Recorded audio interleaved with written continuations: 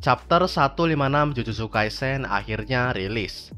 Kalau di chapter kemarin kita berfokus ke Hakari, di chapter ini kita kembali berfokus ke pertarungan Kirara melawan Megumi dan Panda.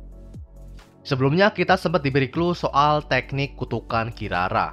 Kalau dilihat dari tanda di pantat Panda, teknik Kirara ini ada hubungannya sama rasi bintang. Nah, di chapter inilah kita bakal pelan-pelan mencari tahu mekanismenya. Kita bakal ngelihat gimana Megumi dengan kepintarannya ngebongkar cara kerja teknik Kirara. Kita juga bakal dapat penjelasan teknik Kirara ini dengan detail. Malah saking detail dan penuh teksnya, gue malah heran. Ini lagi baca Jujutsu Kaisen apa Hunter x Hunter? Oke, tanpa basa-basi lagi langsung aja kita mulai pembahasannya. Chapter 156 dibuka dengan Megumi yang mengeluarkan Rabbit Escape seperti di akhir chapter kemarin.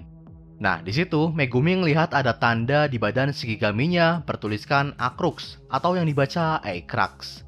Megumi pun langsung mengecek sekitarnya dan dia melihat tanda Gakrux atau yang dibaca Gekrax di pintu ruang monitor di mana Hakari dan Yuji berada. Nah, tanda-tanda ini juga asalnya sama, yaitu dari rasi bintang Salib Selatan. Sementara itu, Kirara terkejut dengan jumlah kelinci yang muncul di sekelilingnya. Dia penasaran dengan rencana Megumi. Pasalnya, teknik Kirara ini ternyata bukan menandai makhluk hidup ataupun benda mati, melainkan energi kutukan. Jadi karena Shikigami dan penggunanya punya energi kutukan yang sama, tanda yang ada di mereka pun jadi sama.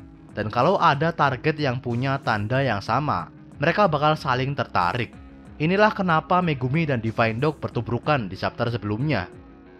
Nah, Kirara pun jadi nggak waspada ke kelinci Megumi, karena nggak lama lagi mereka juga bakal tertarik ke arah Megumi. Tapi nggak lama kemudian, Megumi sendirilah yang meng-cancel escape rabbit-nya. Ternyata Megumi cuma memanggil mereka buat mencari tahu cara kerja teknik Kirara. Megumi pun bertanya ke Panda soal pergerakan yang dibuat oleh escape rabbit. Dan Panda ngejawab kalau para kelinci bisa bergerak ke arahnya dan ke lantai atas. Tapi sama kayak Megumi, mereka nggak bisa bergerak mendekati Kirara dan ruang monitor. Nah, dari sini Megumi berasumsi kalau Panda dan dirinya juga diberi tanda oleh Kirara. Dia pun menyuruh Panda buat mencari tanda di tubuhnya. Dan Panda mendapati kalau ada tanda Imai di pantatnya. Sementara Megumi juga menemukan tanda Eikrax di perutnya. Yap, tanda yang sama kayak escape rabbit. Dari sini jugalah Megumi tahu kalau Divine Dog juga pasti punya tanda yang sama. Nah, Divine Dog inilah yang bakal berperan vital di rencana Megumi nanti. Setelah mendapat clue berupa nama-nama bintang tadi, Megumi pun mulai menyusun asumsi-asumsinya. Dan buat memastikan asumsi tersebut, dia berencana buat memancing Kirara. Pertama, Megumi berteriak ke Panda. Dia memberitahu kalau teknik Kirara berhubungan dengan rasi bintang. Di sini wajah Kirara belum terkesan, karena yang Megumi tahu baru sisi luarnya. Tapi Megumi langsung menimpali. Megumi bilang kalau rasi bintang yang jadi dasar teknik Kirara adalah rasi bintang Salib Selatan. Disinilah wajah Kirara kelihatan terkejut, dan ekspresi ini seolah mengkonfirmasi dugaan Megumi. Kirara pun jadi kesal sendiri karena dia malah terpancing ucapan Megumi. Dari sinilah dia bertekad buat menghentikan Megumi dan Panda sebelum mereka membongkar cara kerja tekniknya. Setelah berhasil memancing ekspresi Kirara tadi, Megumi ngerasa kalau dia harus berterima kasih ke Sumiki. Karena ternyata Megumi tahu soal rasi bintang Salib Selatan dari kakaknya. Tapi pengetahuan Megumi juga nggak terlalu dalam. Dia juga salah mengira kalau rasi bintang Salib Selatan itu terdiri dari 4 bintang. Padahal sebenarnya ada 5. Nah, dari segala pengetahuannya dan clue-clue yang dia dapat, Megumi menarik beberapa teori soal teknik Kirara, dan dia mendiskusikannya bersama Panda. Teori pertama, Megumi ngira kalau teknik Kirara ini memaksa keempat target buat berjaga jarak sesuai dengan posisi rasi bintangnya. Tapi karena Kirara sendiri bisa bergerak ke pintu, terus Megumi dan Panda juga bisa saling berdekatan, artinya teori ini nggak valid. Teori kedua, teknik Kirara ini mirip kayak release temple di Jepang, di mana peserta harus berpindah dari satu lokasi ke lokasi yang lain secara berurutan atau nggak boleh loncat-loncat. Artinya, 4 target yang udah ditandai Kirara juga punya angka masing-masing yang berurutan. Nah, mereka cuma bisa bergerak ke angka setelahnya. Jadi kalau urutan tandanya kayak gini, misal Panda mau ke Kirara, dia harus menyentuh Megumi dulu. Teori ini juga didukung dengan fakta kalau Kirara bisa mendekati pintu langsung, karena urutan mereka berdekatan. Tapi ada satu hal yang janggal. Kalau teori ini benar, harusnya Megumi atau Panda bisa mendekat ke Kirara. Karena salah satu dari mereka harusnya berurutan dengan Kirara. Nah, disinilah Megumi baru sadar kalau rasi bintang salib selatan itu bukan terdiri dari 4 bintang seperti yang dia tahu, melainkan 5. Artinya ada satu objek lagi yang udah ditandai Kirara sebagai bintang ketiga. Objek inilah yang harus disentuh dulu oleh Megumi dan Panda agar bisa mendekat ke Kirara. Kecurigaan Megumi ini pun makin menguat setelah Kirara kelihatan waspada. Di situ Kirara nggak langsung masuk ke ruang monitor, padahal Divine Dog udah nggak menghalanginya. Ini berarti Kirara juga mau mencegah Megumi dan Panda menyentuh objek nomor 3. Karena sekali mereka menyentuhnya, mereka jadi bisa mendekat ke Kirara dan pintu ruang monitor. Saat Panda dan Megumi masih berdiskusi, Kirara tiba-tiba melancarkan serangan. Dia menginjak mobil yang ada di sana buat ditandai. Mobil tersebut pun langsung terbang mengarah ke Panda. Yap, mobil tersebut diberi tanda imai sama seperti Panda. Jadi saat Panda mencoba melemparnya, mobil tersebut kembali tertarik dan berakhir menubruknya. Panda pun KO. Sementara itu Megumi berlari sembari mencari letak objek nomor 3. Setelah melihat Kirara menandai mobil dengan menginjaknya, Megumi berasumsi kalau objek yang mau ditandai harus disentuh langsung. Tapi Megumi ngerasa kalau Kirara belum pernah menyentuhnya. Yang Kirara sentuh cuma Divine Dog. Dari sinilah Megumi menyimpulkan kalau yang ditandai Kirara adalah energi kutukan. Terus kenapa mobil dan pintu yang merupakan benda mati bisa ditandai? Ini karena adanya bekas energi kutukan seseorang di sana.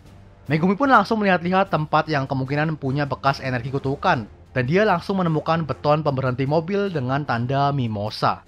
Itulah objek nomor 3. Megumi langsung menyentuhnya, tapi saat dia berbalik arah, puing-puing beton lain yang bertanda Ekrax terbang ke arahnya. Yap, Kirara ternyata mengubah tanda di dirinya dari Ginan ke Ekrax. Dia pun melepas energi kutukan ke puing-puing dan menandainya dengan tanda yang sama. Alhasil, puing-puing tersebut tertarik ke Megumi. Tapi yang dilakukan Kirara ini ternyata malah jadi senjata makan tuan. Dari belakang Kirara muncul Divine Dog yang juga bertanda Ekrax. Megumi ternyata belum mengcancelnya dan cuma menyembunyikannya di balik tembok agar nggak tertarik. Dan saat Kirara berdiri di antara Megumi dan Divine Dog, Shikigami tersebut pun muncul dan langsung menubruk Kirara yang punya tanda yang sama. Keduanya pun ikut terbang ke arah Megumi yang ternyata masih selamat. Di situ Kirara sempat menonaktifkan tekniknya, tapi dia udah terlambat. Megumi dengan sigap menangkap dan mengunci pergerakannya. Yap, Megumi berhasil menang. Itulah jalannya pertarungan Kirara melawan Megumi dan Panda. Di akhir chapter kita pun dapat penjelasan soal teknik Kirara secara lebih detail. Jadi teknik Kirara ini bernama Love Rendezvous atau nama lainnya teknik penerbangan bintang. Kirara bisa menandai energi kutukan target dengan 5 jenis bintang. 5 bintang tersebut adalah Imai, Ekrax, Mimosa, Ginan, dan Kekrax. Kelimanya berasal dari rasi bintang salib selatan. Nah, di pertarungan tadi penempatan bintangnya pun begini. Bintang ke-1 atau Imai ada di Panda. Bintang kedua atau Ekrax ada di Megumi dan Shikigaminya. Bintang ketiga atau Mimosa ada di beton pemberhenti mobil. Bintang keempat atau Ginan ada di Kirara. Sementara bintang kelima atau Gekrax ada di pintu ruang monitor. Nah, kelima target ini cuma bisa bergerak sesuai dengan urutan bintang mereka. Jadi kalau Megumi mau bergerak ke ruang monitor, dia harus menyentuh beton dan Kirara dulu sebagai bintang ketiga dan keempat. Urutan ini sendiri berdasarkan dengan jarak bintang tersebut ke bumi. Selain itu, target yang punya tanda yang sama bakal saling tertarik. Cara inilah yang dipakai Kirara buat menyerang lawannya dengan benda mati. Yap, bener-bener teknik yang ribet. Dan gue juga takjub sama Megumi yang bisa ngebongkar cara kerjanya. Itu dia chapter 156 Jujutsu Kaisen.